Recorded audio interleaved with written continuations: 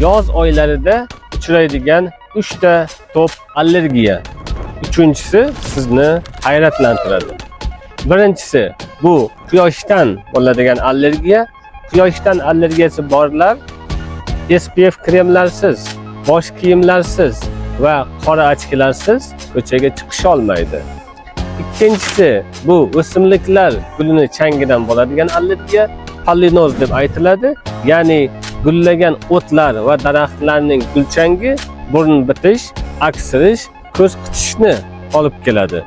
Uchinchisi bu eng og'ir holatni, ya'ni anafilaktik shokni yuzaga keltirishi mumkin bo'lgan ari va boshqa hasharotlar chaqishidan yuzaga keladigan allergik holat. Bunda anafilaktik shok va kvinki shishlari paydo bo'lishi mumkin. Bilib oling, hozirgi kunda ari chaqishini maxsus davolash yo'lga qo'yilgan.